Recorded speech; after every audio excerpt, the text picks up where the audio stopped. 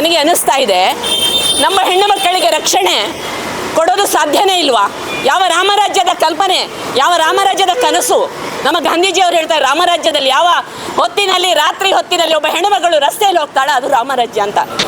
ಅವರಿಗೆ ಶಿಕ್ಷೆ ಆಗಬೇಕು, ಅದು ಗಲ್ಲು ಶಿಕ್ಷೆ ಆಗಬೇಕು. ನಮಗೆ ಅವರನ್ನು ಒಂದು ವೇಳೆ ಪೊಲೀಸ್ನವರು ಎನ್ಕೌಂಟರ್ ಮಾಡಿದ್ರು ಸಂತೋಷ ಅನ್ನಿಸ್ತಿತ್ತು ನಮಗೆ ಅಂತ. ಎಷ್ಟೋ ಹೆಣ್ಣು ಮಕ್ಕಳು ಸಂತೋಷ ಪಡ್ತಾ ಇದ್ರು. ಯಾರು ಹಂತಕ ಇದ್ದಾನೆ ಅವನನ್ನ ಗಲ್ಲಿಗೇರಿಸಬೇಕು ಅಂತ ಹೇಳುವಂತ ಒಂದು ಟ್ರೆಂಡ್ ಇವತ್ತು BC ರೋಡಿಂದ ಆರಂಭ ಆಗಲಿ ಅಂತ ಹೇಳುವಂತ ಆಗ್ರಹವನ್ನ, ಕರೆಯನ್ನ ಎಲ್ಲ ಸಮಾಜಕ್ಕೆ ಕೊಡ್ತಾ ಇದ್ದೀವಿ. ಅವನು ಬಜರಂಗ ದಳದ ಕಾರ್ಯಕರ್ತ, ಅವನು ಬಜರಂಗ ದಳದ ನಾಯಕ ಎಂಬಂತ ಹೇಳಿಕೆಗಳನ್ನು ಕೊಟ್ಟು ಅವನ ಕುತ್ತಿಗೆಗೊಂದು ಬಜರಂಗ ದಳದ ಶಾಲನ್ನು ಹಾಕಿ ಎಡಿಟ್ ಮಾಡಿ ಸಂಘಟನೆ ಹೆಸರನ್ನು ಕೆಡಿಸುವಂತ ಪ್ರಯತ್ನ ಮಾಡಿದರು. ಪುರಸರಕಟ್ಟೆಯಲ್ಲಿ ಏನು ಮಾಡಿದ್ರು? ಅದು ಬ್ರೆಡ್ ಜಾಮ್ ನೋಡಿ. ಅಲ್ಲಿ ಒಬ್ಬ MLA ಇದ್ದಾರೆ, ಅವರು ಹೋಗಿ ಅಲ್ಲಿ ಅಂಗಡಿಯಲ್ಲಿ ಎಂತದ್ದು ಸರ್ಚ್ ಇದು ಮಾಡುವಂಥದ್ದು, ಹೋಗಿ ಕೇಳಿ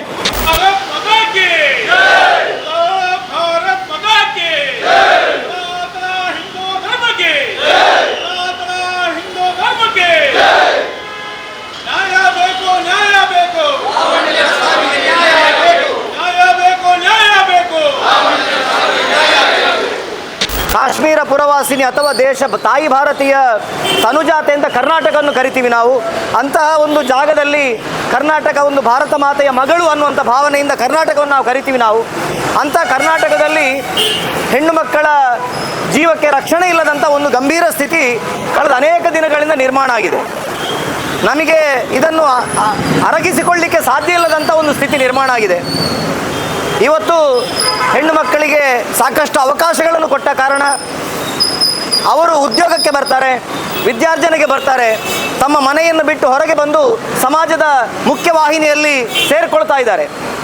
ಅಂತಹ ಹೆಣ್ಣು ಮಕ್ಕಳಿಗೆ ನಿರಂತರವಾದಂಥ ಒಂದು ಆಕ್ರಮಣ ಅವರ ಮೇಲೆ ಆಗ್ತಾ ಇರುವುದನ್ನು ಕಂಡು ಸುಮ್ಮಗೆ ಕುಳಿತುಕೊಳ್ಳಬೇಕಾದಂಥ ಸಮಾಜ ನಮ್ಮದಲ್ಲ. ಹಿಂದೂ ಸಮಾಜ ಯಾವತ್ತೂ ಕೂಡ ನಮ್ಮ ಇತಿಹಾಸದಿಂದ ಇವತ್ತಿನವರೆಗೆ ಹೆಣ್ಮಕ್ಕಳ ರಕ್ಷಣೆ ಮಾಡುವಂಥದ್ದು ನಮ್ಮ ಕರ್ತವ್ಯ ಅಂತ ಸ್ವೀಕಾರ ಮಾಡಿರ್ತಕ್ಕಂಥ ಸಮಾಜ. ನಮಗೆಲ್ಲ ಗೊತ್ತಿದೆ, ಕಳೆದ ಅನೇಕ ದಿನಗಳಲ್ಲಿ ಇಲ್ಲೇ ಪಕ್ಕದ ಮಂಚಿನಲ್ಲಿ ಒಂದು ಹೆಣ್ಣು ಮಗಳ ಮೇಲೆ ತೀವ್ರತರವಾದಂಥ ಹಲ್ಲೆ ಆಯಿತು. ಆಕೆ ಸುದೈವವಶಾತ್ ಪ್ರಾಣಾಪಾಯದಿಂದ ಪಾರಾದ್ಲು. ಪುತ್ತೂರಿನಲ್ಲಿ ಒಂದು ಹೆಣ್ಣು ಮಗಳನ್ನು ಬೆದರಿಸುವಂಥ ಒಂದು ಪ್ರಕರಣ ನಡೀತಾ ಇದೆ. ಇಲ್ಲೇ ಇನ್ನೊಂದು ಕಡೆಯಲ್ಲಿ ಹತ್ಯೆಗೆ ಪೂರಕವಾಗಿರ್ತಕ್ಕಂಥ ಪ್ರಕ್ರಿಯೆಗಳು ನಡೆದಿರುವಂಥದ್ದು ನಾವು ಕಂಡು ಕಾಣ್ತಾ ಇದ್ದೇವೆ ನಾವು. ಈ ರೀತಿಯ ಪರಿಸ್ಥಿತಿನಲ್ಲಿ ಇಡೀ ನಮ್ಮ ದಕ್ಷಿಣ ಕನ್ನಡ ಜಿಲ್ಲೆಯಲ್ಲಿ ಅತ್ಯಂತ ವಿದ್ಯಾವಂತರ, ಶಾಂತಿಯುತವಾಗಿರ್ತಕ್ಕಂಥ ಜೀವನ ನಡೆಸಬೇಕಾದಂಥ ಈ ಕ್ಷೇತ್ರದಲ್ಲಿ ನಮಗೆ ಒಂದು ರಕ್ಷಣೆ ಇಲ್ಲದಂಥ ಒಂದು ದುರಂತಮಯವಾದಂಥ ಸ್ಥಿತಿಗೆ ನಾವು ಬರ್ತಾ ಇದ್ದೇವೆ ಅನ್ನೋ ಒಂದು ದುಃಖ ಆಗ್ತಾ ಇದೆ. ದುಃಖ ಆಗೋದು ನೋಡಿ, ಒಂದು ಸಾರ್ವಜನಿಕವಾಗಿರ್ತಕ್ಕಂಥ bus stand, KSRTC bus stand, ಅದು ಅಲ್ಲಿ ಬಂಗ್ಲೆ ರೀತಿಯಲ್ಲಿ ಇರ್ಬೋದು, ಅದು ಬೇರೆ ವಿಷಯ. ಆದರೆ ಅಲ್ಲೊಬ್ಬ ಪೊಲೀಸ್ ಅಧಿಕಾರಿಯನ್ನು ನಿಯುಕ್ತಿ ಮಾಡಲಿಕ್ಕೆ ನಮಗೆ ಕಡಿಮೆ ಇದೆಯಾ? ನಮ್ಮ ಸರ್ಕಾರದ ಹಣವನ್ನು ಯಾವುದ್ಯಾವುದಕ್ಕೆ ಪೋಲ್ ಮಾಡ್ತೀವಿ, ಒಬ್ಬ ಪೊಲೀಸ್ ಅಧಿಕಾರಿಯನ್ನು ಅಲ್ಲಿ ನಿಯುಕ್ತಿ ಮಾಡ್ಬೋದಲ್ಲ. ಈ ರೀತಿ ಒಬ್ಬ ಪೊಲೀಸ್ ಅಧಿಕಾರಿಯನ್ನು ರಕ್ಷಣೆಗೆ ನಿಯುಕ್ತಿ ಮಾಡದಂಥ ಜಾಗವಾದು. ಜನ ಮೂಕ ಪ್ರೇಕ್ಷಕರಾಗುವಂಥ ಸ್ಥಿತಿ ನಿರ್ಮಾಣ ಆಯಿತು. ಆ ಹೆಣ್ಣು ಮಗಳು ಪ್ರಾಣ ಕಳ್ಕೊಂಡ್ಲು. ಈ ಹಿನ್ನೆಲೆಯಲ್ಲಿ ಅತ್ಯಂತ ಅತಿ ಶೀಘ್ರವಾಗಿ ಆ ಘಟನೆಯ ಬಗ್ಗೆ ಕೇವಲ ಆ ವ್ಯಕ್ತಿಯನ್ನು ಬಂಧನ ಮಾಡಿದಾಗ ಅಲ್ಲಿ ಮುಗಿದೋಗೋದಿಲ್ಲ, ಅದರ ಹಿನ್ನೆಲೆಯಲ್ಲಿ ತನಿಖೆ ಆಗಬೇಕು. ನಾನು ಒಂದು 2-3 ತಿಂಗಳಿಂದ ಆ ಹೆಣ್ಣು ಮಗಳ ಸಂಪರ್ಕದಲ್ಲಿದ್ದೇನೆ. ಯಾಕೆಂತೇಳಿದರೆ, ನನ್ನ ಶಾಪಿನ ಎದುರುಗಡೆ ಇರುವಂಥ ಮೆಡಿಕಲ್ನಲ್ಲಿ ಕೆಲಸ ಮಾಡ್ತಾ ಇದ್ದ ಅವಳ ಬಿಳಿ ಬಣ್ಣದ ಡ್ರೆಸ್ಸಿನಲ್ಲೇ ನಮ್ಮ ಇದಕ್ಕೆ ಬರ್ತಾ ಇದ್ಲು. ಅವಳು ಬಂದಾಗ ನಮ್ಮ ಎಲ್ಲ ಹೆಣ್ಣು ಮಗಳ ಜೊತೆಯಲ್ಲಿ ಆತ್ಮೀಯವಾಗಿ ಮಾತನಾಡ್ತಾ 2-3 ತಿಂಗಳಿಂದ ಒಂದು 5-6 ಬಾರಿ ಬಂದಿದ್ಲು. ನಮ್ಮ ಹತ್ರ ಕೂಡ ಮಾತಾಡಿಕೊಂಡು ಹೋಗ್ತಾ ಇದ್ದಂಥ ಮೃದು ಸ್ವಭಾವದ ಒಬ್ಬ ಹೆಣ್ಣು ಮಗಳು ಲಾವಣ್ಯ. ಅವಳ ಮೇಲೆ ನಿನ್ನೆ ಆಗಿರ್ತಕ್ಕಂಥ ಹತ್ಯೆ ಏನಿದೆ ಅದು ಬಹುಶಃ ಎಲ್ಲರನ್ನೂ ಬೆಚ್ಚಿ ಬೀಳಿಸುವಂಥದ್ದು. ಇವತ್ತು ಅದಕ್ಕೋಸ್ಕರ ಬಜರಂಗ ದಳದ ನಮ್ಮ ಎಲ್ಲ ಸ್ನೇಹಿತರು ವಿಶ್ವ ಹಿಂದೂ ಪರಿಷತ್ ಸೇರಿಕೊಂಡು ಪ್ರತಿಭಟನೆ ಮಾಡ್ತಾ ಇದ್ದಾರೆ. ಅವಶ್ಯಕತೆ ಇದೆಯಾ ಪ್ರತಿಭಟನೆ ಅಂತ ಒಮ್ಮೆ ಯೋಚನೆ ಮಾಡಿ ಬಂದ್ಮೇಲೆ ನನಗೆ ಅನ್ನಿಸ್ತಾ ಇದೆ, ನಾವು ರಕ್ತೇಶ್ವರಿಯಿಂದ ಇಲ್ಲಿ ತನಕ ನಡ್ಕೊಂಡು ಬಂದೆವು. ನಡ್ಕೊಂಡು ನಮ್ಮ ಜೊತೆ ಒಂದು 3-4 ಜನ ನಡ್ಕೊಂಡು ಬಂದೆವು. ನನಗೆ ಅನಿಸಿತು, ಅದೆಷ್ಟು ಹೆಣ್ಣು ಮಕ್ಕಳಲ್ಲಿ ಬಸ್ಸಿಗಾಗಿ ಕಾಯ್ತಾ ಇದ್ದಾರೆ, ಅದೆಷ್ಟು ಹೆಣ್ಣು ಮಕ್ಕಳು ಎಲ್ಲ ಇರುವಂಥದ್ರಲ್ಲಿ 18ರಿಂದ 25 ವರ್ಷದ ಹೆಣ್ಣು ಮಕ್ಕಳೇ ನನಗೊಂದು 50 ಜನ ಕಂಡ್ರು ನನಗಲ್ಲಿ. ಯಾವ ಧೈರ್ಯದಲ್ಲಿ ನಾವು ಹೆಜ್ಜೆ ಹಾಕ್ಬೋದು ಹೇಳಿ? ಯಾವ ಧೈರ್ಯದಲ್ಲಿ ಈ ಹೆಣ್ಮಕ್ಳು ಹೀಗೆ ಹೋಗ್ಬೋದು? ನನಗೆ ಇವತ್ತು ನನ್ನ ಹತ್ರ ಒಬ್ಬ ಹೆಣ್ಮಗಳು ಬಂದಿದ್ಲು ಬೆಳಿಗ್ಗೆ, ಹೀಗೆ ಮಾತನಾಡ್ತಾ ಇನ್ಫೋಸಿಸ್ನಲ್ಲಿ ಕೆಲಸ ಮಾಡ್ತಾ ಇದ್ದೇನೆ ಹೇಳಿದ್ಲು. ನೈಟ್ ಡ್ಯೂಟಿಗೆ ಹೋಗುವವಳು ಅವಳು ಹೇಳ್ತಾಳೆ, ನಾನು ಬರುವಾಗ ರಾತ್ರಿ 2 ಗಂಟೆ ಆಗ್ತದೆ, ನಾನು ಕೂಡಲೇ ಕೇಳಿದೆ, ಹೆದರಿಕೆ ಆಗೋದಿಲ್ವಾ? ದೇವರಿದ್ದಾನೆ, ಇಲ್ಲಿ ತನಕ ಅವರ ಕ್ಯಾಬ್ ಬಂದು ಬಿಟ್ಟು ಹೋಗ್ತದೆ, ಇಲ್ಲಿಂದ ಅವಳು ಗಾಡಿಯಲ್ಲಿ ಹೋಗ್ತಾಳೆ. ಯಾವ ಧೈರ್ಯದಲ್ಲಿ ಹೋಗಬೇಕು ಹೇಳಿ? ಅವಳು ಹೇಳುವಾಗಲೂ ಹೇಳಿದ್ಲು, ಎಲ್ಲ ನಾವು ಏನಾಗ್ತದೋ ಅದಾಗ್ತದೆ, ನಮ್ಮ ವಿಧಿ ಏನಾಗ್ತದೋ ಅದಕ್ಕೆ ನಾವು ಧೈರ್ಯದಲ್ಲಿ ಹೋಗೋದು. ಯಾಕಂದರೆ ಆ ಹೊಟ್ಟೆಯ ಪಾಡೇನಿದೆ, ಮನೆಯಲ್ಲಿರ್ತಕ್ಕಂಥ ತಂದೆ ತಾಯಿಯನ್ನು ಸಾಕುವಂಥ ಜವಾಬ್ದಾರಿ ಇರುವಾಗ, ಮನೆಯಲ್ಲಿರ್ತಕ್ಕಂಥ ಗಂಡ ಮಕ್ಕಳ ಜೊತೆಯಲ್ಲಿ ಆರ್ಥಿಕವಾಗಿ ಸಹಾಯ ಮಾಡುವಂಥ ಜವಾಬ್ದಾರಿ ಇರುವಾಗ ಅವ್ರ ಕೆಲಸಕ್ಕೆ ಹೋಗಲೇಬೇಕು. ಹೇಗೆ ಹೋಗಬೇಕು ಹೇಳಿ? ನನಗೆ ಅನ್ನಿಸ್ತಾ ಇದೆ, ನಮ್ಮ ಹೆಣ್ಣು ಮಕ್ಕಳಿಗೆ ರಕ್ಷಣೆ ಕೊಡೋದು ಸಾಧ್ಯನೇ ಇಲ್ವಾ? ಯಾವ ರಾಮರಾಜ್ಯದ ಕಲ್ಪನೆ, ಯಾವ ರಾಮರಾಜ್ಯದ ಕನಸು? ನಮ್ಮ ಗಾಂಧೀಜಿಯವರು ಹೇಳ್ತಾರೆ, ರಾಮರಾಜ್ಯದಲ್ಲಿ ಯಾವ ಹೊತ್ತಿನಲ್ಲಿ, ರಾತ್ರಿ ಹೊತ್ತಿನಲ್ಲಿ ಒಬ್ಬ ಹೆಣ್ಣುಮಗಳು ರಸ್ತೆಯಲ್ಲಿ ಹೋಗ್ತಾಳೆ, ಅದು ರಾಮರಾಜ್ಯ ಅಂತ. ಇದು ಹಗಲೇ ನಮಗೆ ಹೋಗದೇ ಇರುವಂಥ ಸ್ಥಿತಿ ಇವತ್ತು ನಿರ್ಮಾಣ ಆಗಿದೆ. ಹಗಲೇ ಹೋಗ್ಲಿಕ್ಕೆ ಸಾಧ್ಯ ಇಲ್ಲ. ಅದು 5:30, 5:45 ಹೊತ್ತಿಗೆ ಒಂದು ಬಸ್ ಸ್ಟ್ಯಾಂಡ್ ಅಂತ ಹೇಳಿದ್ರೆ ಅಲ್ಲಿ ಹೋಗಿ ಬಸ್ ನಿಲ್ತದೆ, ಅಲ್ಲೊಂದಷ್ಟು ಜನ ಇದ್ದಾರೆ. ಅಂಥ ಸಂದರ್ಭದಲ್ಲಿ ಒಬ್ಬ ಮಚ್ಚು ತಗೊಂಡು, ಅದು ಅವನ ರಿಲೇಷನ್ನೇ ಹೇಳ್ತಾರೆ, ಆ ಹೆಣ್ಣುಮಗಳು ಒಳ್ಳೆ ಗುಣದ ಹೆಣ್ಣುಮಗಳು ಅಂತ ನಾಗಲೇ ಹೇಳಿದೆ ನಾನು. ಯಾವಾಗ ಅವನ ನಿವೇದನೆ ನಾವು ಒಪ್ಪಿಕೊಳ್ಳದೇ ಇದ್ದಾಗ ಇಂಥ ಕೃತ್ಯ ಮಾಡ್ತಾರೆ ಅಂತಾದರೆ, ಯಾರೋ ಹೇಳ್ತಾ ಇದ್ರು ಬಹುಶಃ ಅವ್ನು ಡ್ರಗ್ಸ್ ತಗೊಂಡಿದ್ದಾನೆ ಅಂತ. ನಮ್ಮ ದಕ್ಷಿಣ ಕನ್ನಡದಲ್ಲಿ ಇವತ್ತು ಡ್ರಗ್ಸ್ ಎಲ್ಲ ವಿದ್ಯಾರ್ಥಿಗಳು, ಸಣ್ಣ ಪ್ರಾಯದ ಯುವಕರು ಅದಕ್ಕೆ ಮಾರೋಗ್ತಾ ಇದ್ದಾನೆ, ನಾವಿವತ್ತು ಕಾಣ್ತಾ ಇದ್ದೇವೆ. ಇದಕ್ಕೆ ಯಾವತ್ತೂ ತಡೆ? ನಮಗೆ ಅನ್ನಿಸ್ತಾ ಇದೆ, ಯತ್ರ ನಾರ್ಯಂತು ಪೂಜ್ಯತೆ ತತ್ರ ರಮಂತಹ ದೇತ ಅನ್ನುವಂಥ ಸಂಸ್ಕೃತಿಯಲ್ಲಿ ಇರುವಂಥವ್ರು ನಾವು. ನಮ್ಮ ತಾಯಂದಿರು ನಮಗೆ ಮಕ್ಕಳಿಗೆ ಹೇಳುವಂಥದ್ದು, ಮನೆಯ ಅಣ್ಣ ತಮ್ಮಂದಿರ್ಬೋದು ಎಲ್ಲರನ್ನೂ ಕೂಡ ಒಳ್ಳೆಯಿಂದ ತಾಯಿಯ ರೀತಿಯಲ್ಲಿ ಕಾಣು, ಅಕ್ಕ ತಂಗಿಯಂತೆ ಕಾಣುವಂತ ಹೇಳಿಕೊಡುವಂಥ ಸಮಾಜ ನಮ್ಮದು. ಇಂಥ ಸಮಾಜದಲ್ಲಿ ಒಂದು ಹೆಣ್ಣು ಮಕ್ಕಳ ಸ್ಥಿತಿ ಹೀಗೆ ಆಗ್ತದೆ ಅಂತಾದರೆ ನನಗೆ ಕಾನೂನು ಸುವ್ಯವಸ್ಥೆ ಎಲ್ಲಿದೆ ಅಂತ ಕೇಳಬೇಕಾದಂಥ ಪ್ರಶ್ನೆ. ನನಗೆ ನೆನಪಾಗುವಂಥದ್ದು ನೇಹಾ ಹಿರೇಮಠ್, ಅವಳ ತಂದೆ ಒಬ್ಬ ಮಾಜಿ ಕಾರ್ಪೊರೇಟ್ರು. ಅಂತಹ ಕಾರ್ಪೊರೇಟ್ರ ಮಗಳವಳು ನೇರವಾಗಿ ಅವಳನ್ನು ಕೊಡದು ಕೊಲ್ಲುವಂಥ ಕೆಲಸವು ನಡೆಯಿತು. ಬೆಳಗಾವಿ ಅಧಿವೇಶನ ಆದಂಥ ಸಂದರ್ಭದಲ್ಲಿ ಒಬ್ಬ ಹೆಣ್ಮಗಳನ್ನು ಕಂಬಕ್ಕೆ ಕಟ್ಟಿ ಹಾಕಿ ಅಸಹ್ಯ ಅನಿಸುವ ರೀತಿಯಲ್ಲಿ ಅವಳ ಮೇಲೆ ಮೂತ್ರ ವಿಸರ್ಜನೆ ಮಾಡುವ ಕೆಲಸವನ್ನು ಮಾಡಿದರು. ಆಮೇಲೆ ಏನಾದರೂ ಪೇಪರಲ್ಲಿ ಓದಿದ್ದೀರಾ? ಅವರಿಗೆ ಏನಾದರೂ ಮರಣದಂಡನೆ ಆಯಿತು ಅಂತ ಯಾರಾದರೂ ಓದಿದ್ದೀರಾ? ಮೊನ್ನೆ ಒಂದು ಸಂತೋಷ ವಿಚಾರ ಆಯಿತು. ಮೊನ್ನೆ ಸಣ್ಣ ಮಗುವಿನ ಮೇಲೆ ಬಲಾತ್ಕಾರ, ಅತ್ಯಾಚಾರ ಆದಂಥ ಸಂದರ್ಭದಲ್ಲಿ 45 ದಿನದಲ್ಲಿ ಅವರಿಗೆ ಶಿಕ್ಷೆ ಆಯಿತು. ನಾವಿವತ್ತು ಪ್ರತಿಭಟನೆ ಮಾಡುವಂಥದ್ದು ಯಾಕೆ ಅಂತ ಹೇಳಿದ್ರೆ, ಇಂತಹ ವ್ಯಕ್ತಿಗಳು, ಯಾವ ಲಾವಣ್ಯನನ್ನ ಆ ರೀತಿ ಮಚ್ಚಲ್ಲಿ ಹೊಂದಿರ್ತಕ್ಕಂಥ ವ್ಯಕ್ತಿಗಳಿಗೆ, ಅಂಥವರಿಗೆ ಎಷ್ಟು ಸಾಧ್ಯವೋ ಅಷ್ಟು ಬೇಗ ಶಿಕ್ಷೆ ಆಗಬೇಕು. ಹಾಗೆ ಆದಾಗ ಮಾತ್ರ ಇನ್ನುಳಿದವರು ಅದ್ರ ಬಗ್ಗೆ ಯೋಚನೆ ಮಾಡ್ತಾರೆ. ಅವರಿಗೆ ಶಿಕ್ಷೆ ಆಗಬೇಕು, ಅದು ಗಲ್ಲು ಶಿಕ್ಷೆ ಆಗಬೇಕು. ನಮಗೆ ಅವರನ್ನು ಒಂದು ವೇಳೆ ಪೊಲೀಸ್ನವರು ಎನ್ಕೌಂಟರ್ ಮಾಡಿದ್ರು ಸಂತೋಷ ಅನ್ನಿಸ್ತಿತ್ತು ನಮಗೆ ಅಂತ. ಎಷ್ಟೋ ಹೆಣ್ಣು ಮಕ್ಕಳು ಸಂತೋಷ ಪಡ್ತಾ ಇದ್ರು. ಅವನೇನೋ ಮದ್ದು ತಗೊಂಡಿದ್ದಾನಂತೆ, ಅದು ಇಲಿಪಾಷಾಣ. ಕೆಲಸ ಮಾಡಿದ ನಂತರ ಇಲಿಪಾಷಾಣ ತಗೊಳ್ಳುವ ಮಟ್ಟದಲ್ಲಿ ಯಾಕೆ ಮಾಡಬೇಕಾಗಿತ್ತು ಇದು? ನಾನು ಹೇಳ್ತೀನಿ, ಯಾರ್ಯಾರೋ ಟೀಕೆ ಮಾಡ್ತಾ ಇದ್ದಾರೆ. ಅವನೊಬ್ಬ ಕೇಸರಿ ಶಾಲು ಹಾಕೊಂಡು ಅವನ ಫೋಟೋವನ್ನು ಹಾಕಿ ಯಾವುದೋ, ಅದು ಯಾರು ಅಂತ ನಾನು ಹೇಳುವುದಿಲ್ಲ, ಹೆಸರು ತೆಗೆಯುವುದಿಲ್ಲ, ಆದರೆ ಅದು ಒಬ್ಬ ಮಹಿಳೆ.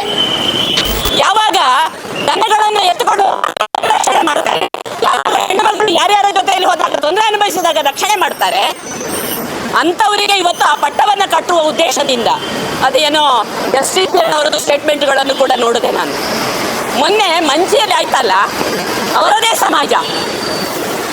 ಸಮಾಜದ ಹೆಣ್ಣುಮಗಳು, ಅದು ಅಪ್ರಾಪ್ತ ಹೆಣ್ಣುಮಗಳು, ಅವಳ ಮೇಲೆ ಆ ಚೂರಿಯಲ್ಲಿ ಹಿಡಿದಾಗ ಯಾವ ಪ್ರತಿಭಟನೆ ಇರಲಿಲ್ವ ಅವ್ರದ್ದು?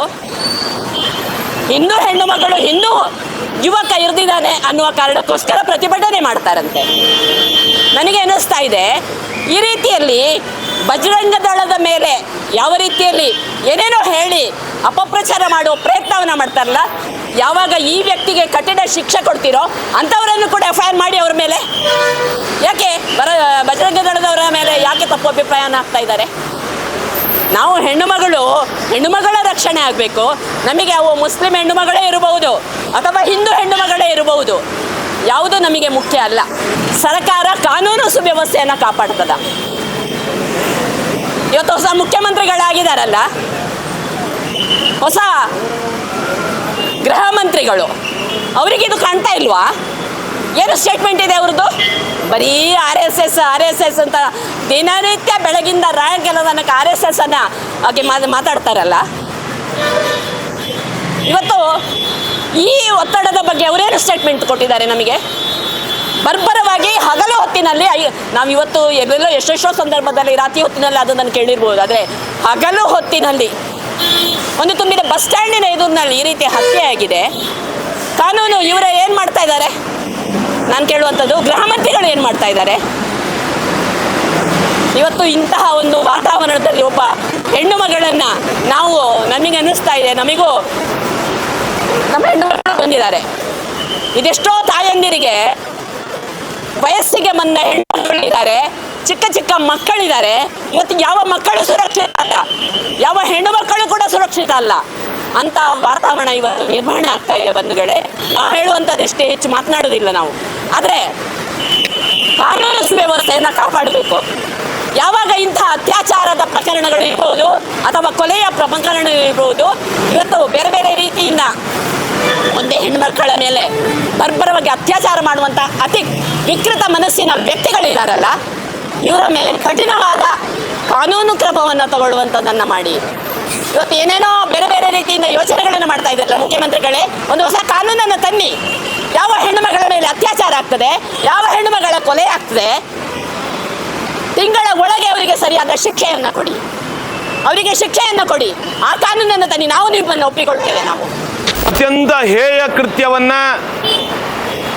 ಮನುಷ್ಯ ಮಾನವೀಯತೆಯನ್ನ ಮರೆತು ರಾಕ್ಷಸಿ ವೃತ್ತಿಯನ್ನ ಮಾಡಿರ್ತಕ್ಕಂಥ BC ರೋಡಿನ ನಿನ್ನೆಯ ಘಟನೆಯನ್ನ, ಸಹೋದರಿ ಲಾವಣ್ಯ ಅವಳ ಹತ್ಯೆಯ ಪ್ರಕರಣವನ್ನ ಅತ್ಯಂತ ಕಟು ಶಬ್ದಗಳಲ್ಲಿ ಖಂಡಿಸ್ತಾ ಇದ್ದೇವೆ. ಯಾಕೋಸ್ಕರ ಪ್ರತಿಭಟನೆ, ಯಾಕೋಸ್ಕರ ಈ ಒಂದು ಜನ ಸೇರ್ತಾ ಇದ್ದಾರೆ ಅಂತ ಪ್ರಶ್ನೆಗಳು ಯಾರಿಗಾದ್ರೂ ಬಂದ್ರೆ ಸ್ಪಷ್ಟವಾಗಿರ್ತಕ್ಕಂಥ ಉದ್ದೇಶವನ್ನು ಇಟ್ಟುಕೊಂಡು ಈ ಪ್ರತಿಭಟನೆಯನ್ನು ಮಾಡ್ತಾ ಇದ್ದೇವೆ. ಇಲ್ಲಿ ಯಾವುದೇ ಜಾತಿ, ಯಾವುದೇ ಧರ್ಮದ ವಿರುದ್ಧ ಅಲ್ಲ, ಯಾವುದೋ ಒಂದು ಇಲಾಖೆಯ ವಿರುದ್ಧ ಅಲ್ಲ.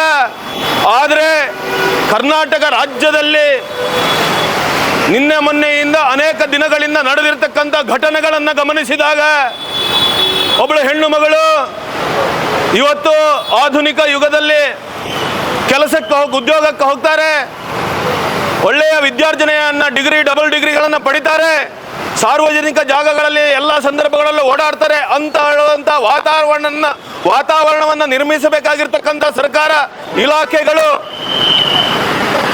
ಇವತ್ತು ಯಾವ ಪರಿಸ್ಥಿತಿಯನ್ನ ನಮ್ಮ ಸಾರ್ವಜನಿಕ ಜೀವನದಲ್ಲಿ ಅನುಭವಿಸ್ತಾ ಇದ್ದೇವೆ ಅಂತ ಕೇಳಿದ್ರೆ, ಮಗಳು ಮನೆಯಿಂದ ಹೊರಗೆ ಹೋದ್ರೆ ಸಂಜೆ ಮನೆಗೆ ಬರಬೇಕಾದ್ರೆ ಎಷ್ಟೊತ್ತಿಗೆ ಬರ್ತಾಳೆ, ಏನಾಗ್ಬೋದು ಅಂತ ಭಯ ಸಾರ್ವಜನಿಕರಿಗೆ ಕಾಡುವಂತ ಪರಿಸ್ಥಿತಿ ಇವತ್ತು ದಕ್ಷಿಣ ಕರ್ನಾಟಕ ರಾಜ್ಯದಲ್ಲಿ ನಿರ್ಮಾಣ ಆಗಿದೆ ಅಂತ ಹೇಳಿದ್ರೆ ಸರ್ಕಾರ ಏನ್ ಮಾಡ್ತಾ ಇದೆ ಅಂತ ಹೇಳುವಂತ ಪ್ರಶ್ನೆಯನ್ನ ಕೇಳೋದಕ್ಕೋಸ್ಕರ. ಎರಡನೇದು, ನಿನ್ನೆ ನಡೆದಿರ್ತಕ್ಕಂಥ ಘಟನೆ ಯಾವ ಕಾರಣಕ್ಕೋಸ್ಕರ ನಮ್ಗೆ ಅಗತ್ಯ ಇಲ್ಲ, ಆದ್ರೆ ಒಬ್ಳು ಮುಗ್ಧ ಹೆಣ್ಣು ಮಗಳು, ಈಗಾಗಲೇ ಹೇಳಿದ್ರು, ಅತ್ಯಂತ ಮೃದು ಸ್ವಭಾವದ ಸೌಮ್ಯ ಸ್ವಭಾವದ ಹೆಣ್ಣು ಮಗಳನ್ನ ಒಂದು ಅಮಾನವೀಯವಾಗಿರ್ತಕ್ಕಂಥ ರಾಕ್ಷಸಿ ರೀತಿಯಲ್ಲಿ ಹತ್ಯೆ ಮಾಡಿರ್ತಕ್ಕಂಥ ಘಟನೆಯನ್ನ ನಾವು ಯಾವ ಶಬ್ದಗಳಲ್ಲಿ ಖಂಡಿಸಬೇಕು ಅಂತ ಹೇಳುವ ನಮ್ಗೆ ಯೋಚನೆ ಆಗ್ತಾ ಇಲ್ಲ. ಆದ್ರೆ ಅತ್ಯಂತ ಶೀಘ್ರದಲ್ಲಿ ಅವನನ್ನ ಆ ಹಂತಕನನ್ನ, ರಾಕ್ಷಸನ್ನ, ಪಾಪಿಯನ್ನ ಗಲ್ಲಿಗೇರಿಸುವಂತ ಕೆಲಸಗಳನ್ನ ಇಲಾಖೆ, ಕಾನೂನು, ಸರ್ಕಾರಗಳು ಮಾಡಬೇಕು ಅಂತ ಹೇಳುವಂತ ಆಗ್ರಹವನ್ನು ಮಾಡೋದಕ್ಕೋಸ್ಕರ. ಮೂರನೇದು, ಇವತ್ತು ಈ ಎಲ್ಲ ಘಟನೆಗಳಿಗೆ ಕಾರಣ ಏನು ಅಂತ ಕೇಳಿದ್ರೆ ಡ್ರಗ್ಸ್ ದಂಧೆ ನಡೀತಾ ಇರ್ತಕ್ಕಂಥದ್ದು. ಎರಡನೇದು, ಎಲ್ಲಿ ಪಡ್ಡೆ ಹುಡುಗರು ಕೆಲವು ಸಂದರ್ಭಗಳಲ್ಲಿ ಬೆಳಗಿನ ಹೊತ್ತು, ಸಂಜೆ ಹೊತ್ತು ಆ ಪಡ್ಡೆಯ ಜಾಗಗಳಲ್ಲಿ ಕುಳಿತು ಈ ರೀತಿ ಯುವತಿಯರಿಗೆ, ಮಹಿಳೆಯರಿಗೆ ಟೀಕಿಸುವಂತ ಅವ್ರು ನಡೆದಾಡ್ಲಿಕ್ಕೆ ಭಯಪಡುವಂತ ಘಟನೆಗಳು ಅಲ್ಲಲ್ಲಿ ಕಂಡು ಬರುವ ಕಾರಣಕ್ಕೋಸ್ಕರ ಈ ಘಟನೆ ನಡೀತಾ ಇದೆಯಾ? ಇದರ ಹಿನ್ನೆಲೆಯನ್ನು ವಿಮರ್ಶೆ ಮಾಡಬೇಕು. ಆಗ್ರಹ ಮಾಡ್ತಾ ಇದ್ದೇವೆ ಪೊಲೀಸ್ ಇಲಾಖೆಗೆ, ಎಲ್ಲೆಲ್ಲಿ ಈ ರೀತಿ ಪಡ್ಡೆ ಹುಡ್ಡುಗಳು, ಸಮಾಜ ಘಾತುಕ ಶಕ್ತಿಗಳು ಸಂಜೆ ಹೊತ್ತಿನಲ್ಲಿ, ಕಾಲೇಜ್ ಬಿಡುವ ಹೊತ್ತಿನಲ್ಲಿ, ಉದ್ಯೋಗ ಬಿಡುವ ಹೊತ್ತಿನಲ್ಲಿ ಸೇರುವಂತ ಜಾಗಗಳನ್ನು ಗುರುತಿಸಿ ಅಲ್ಲಿ ಅವರನ್ನು ದಮನಿಸುವಂತ ಕೆಲಸವನ್ನ ಮಾಡಬೇಕು. ನಾಲ್ಕನೇದು, ಇವತ್ತು ಇಲ್ಲಿ ಸಮಾಜಕ್ಕೆ, ದಕ್ಷಿಣ ಕನ್ನಡದ ಸಮಾಜಕ್ಕೆ, ಅವ ಮುಸಲ್ಮಾನ ಇರ್ಬೋದು, ಹಿಂದೂ ಇರ್ಬೋದು, ಕ್ರೈಸ್ತ ಇರ್ಬೋದು, ಆಗ್ರಹ ಮಾಡ್ತಾ ಇದ್ದೇವೆ, ಕರೆಯನ್ನು ಕೊಡ್ತಾ ಇದ್ದೇವೆ. ಇವತ್ತು BC ರೋಡಿನ ಇದು ಒಬ್ರು ಹೆಣ್ಣು ಮಗಳಿಗೆ ಇವತ್ತು ಏನು ಘಟನೆ ನಡೆದಿದೆ, ಇದು ಕೊನೆ ಆಗಬೇಕು. ನಾವು ಇವತ್ತು ಒಂದು ಟ್ರೆಂಡ್ ಅನ್ನ ಆರಂಭ ಮಾಡೋಣ. ಆ ಯಾರು ಹಂತಕ ಇದ್ದಾನೆ ಅವನನ್ನ ಗಲ್ಲಿಗೇರಿಸಬೇಕು ಅಂತ ಹೇಳುವಂತ ಒಂದು ಟ್ರೆಂಡ್ ಇವತ್ತು BC ರೋಡಿಂದ ಆರಂಭ ಆಗ್ಲಿ ಅಂತ ಹೇಳುವಂತ ಆಗ್ರಹವನ್ನ, ಕರೆಯನ್ನ ಎಲ್ಲ ಸಮಾಜಕ್ಕೆ ಕೊಡ್ತಾ ಇದ್ದೀವಿ.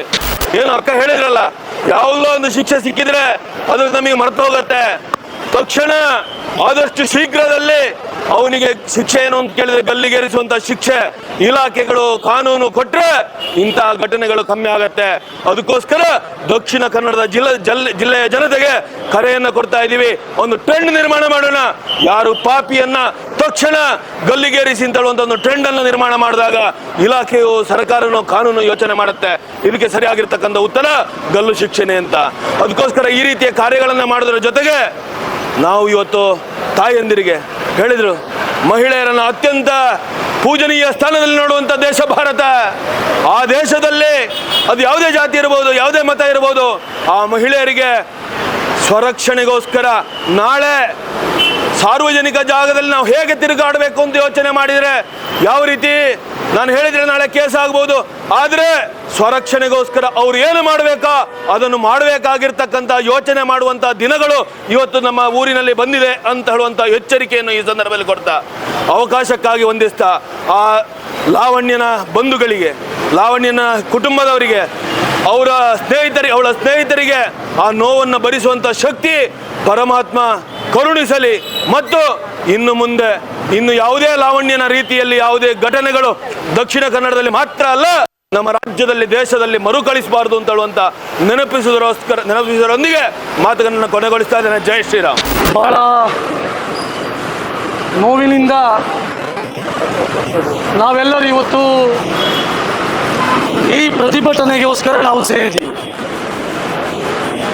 ಹೆಚ್ಚು ಕಡಿಮೆ ನಿನ್ನೆಯ ದಿವಸ ಇದೇ ಸಮಯ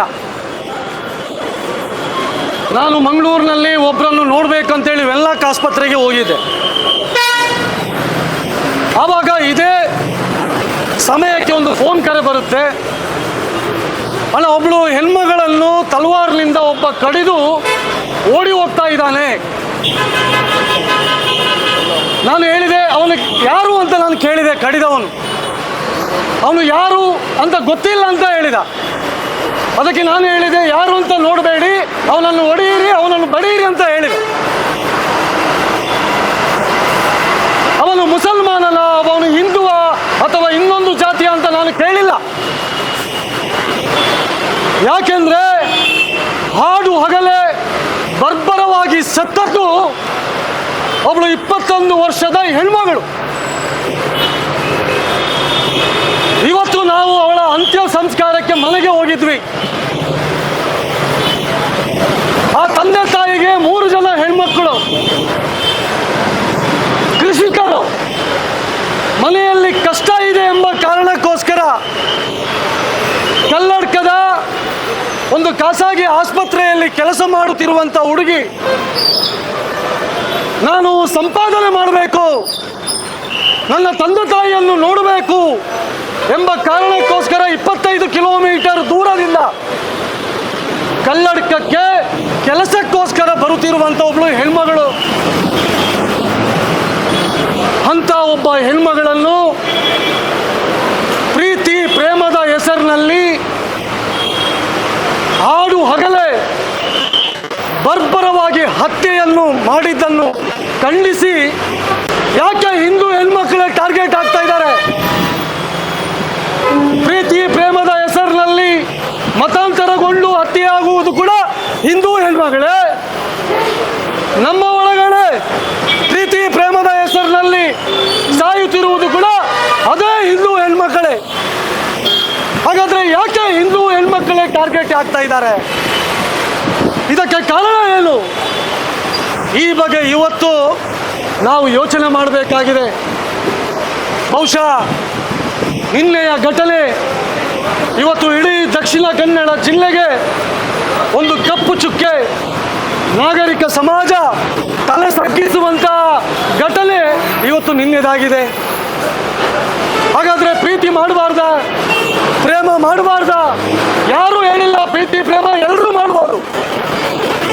ಆದರೆ ನನಗೆ ಅವನು ಸಿಗಲಿಲ್ಲ ಎಂಬ ಕಾರಣಕ್ಕೋಸ್ಕರ ಒಬ್ಬ ಅಮಾನುಷವಾಗಿ ತಲವಾರಿಂದ ಕೊಲ್ತಾನೆ ಎಂಬಂಥ ಮಾನಸಿಕತೆ ಇವತ್ತಿನ ಯುವ ಪೀಳಿಗೆಗೆ ಬರ್ತದೆ ಅಂತ ಕೇಳಿದರೆ ನಮ್ಮ ಸಮಾಜ ಎತ್ತ ಸಾಗ್ತಾ ಇದೆ.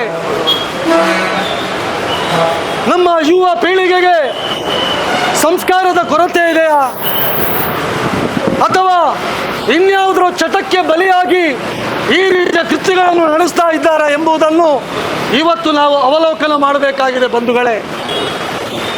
ಇದರ ಜೊತೆಗೆ ಇವತ್ತು ರಾಜ್ಯ ಸರ್ಕಾರದ ನಿರ್ಲಕ್ಷ್ಯತೆನ, ಪೊಲೀಸ್ ಇಲಾಖೆಯ ನಿರ್ಲಕ್ಷ್ಯತೆನ ಬಹಳ ನೋವಿನಿಂದ ಹೇಳಬೇಕಾಗುತ್ತೆ.